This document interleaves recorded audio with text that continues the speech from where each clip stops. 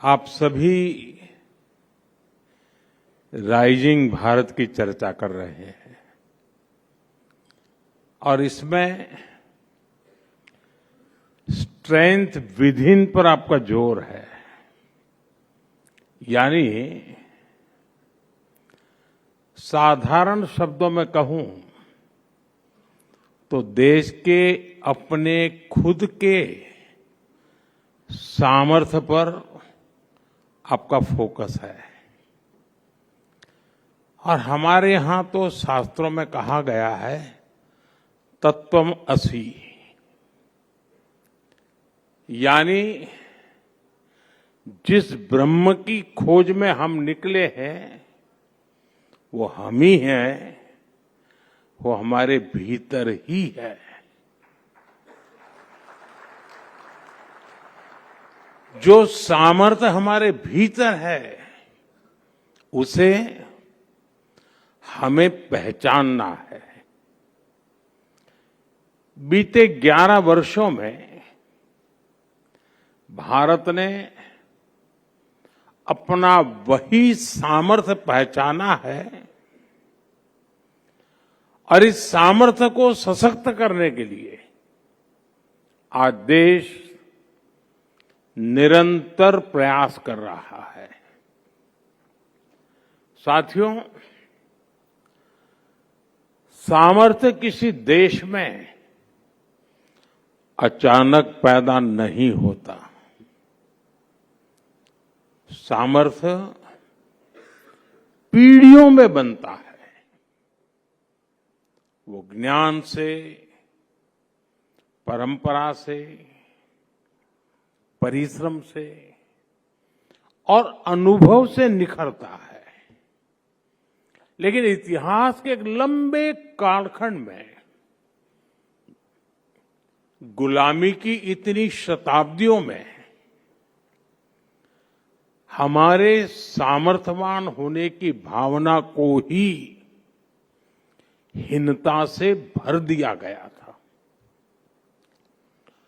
दूसरे देशों से आयातित विचारधारा ने समाज में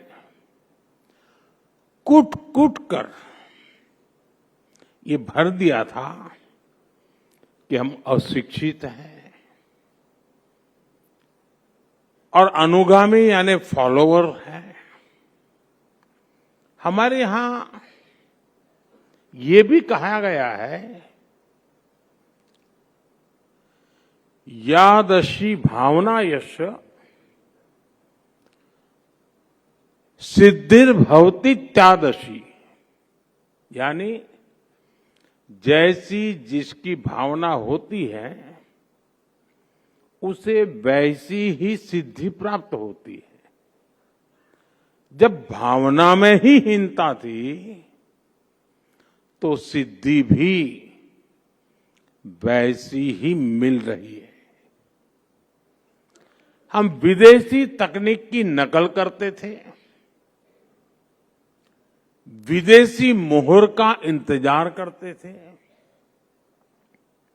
ये वो गुलामी थी जो राजनीतिक और भौगोलिक से ज्यादा मानसिक गुलामी थी।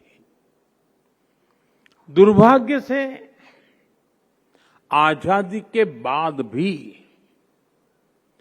भारत गुलामी की मानसिकता से बाहर नहीं निकल पाया और इसका नुकसान हम आज तक उठा रहे हैं। इसका ताजा उदाहरण हम ट्रेड डील्स को लेकर हो रही चर्चा में देख रहे हैं। कुछ लोग चौंक गए हैं कि अरे ये क्या हो गया, कैसे हो गया। विकसित देश भारत से ट्रेड डील्स करने में इतने उत्सुक क्यों है? इसका उत्तर है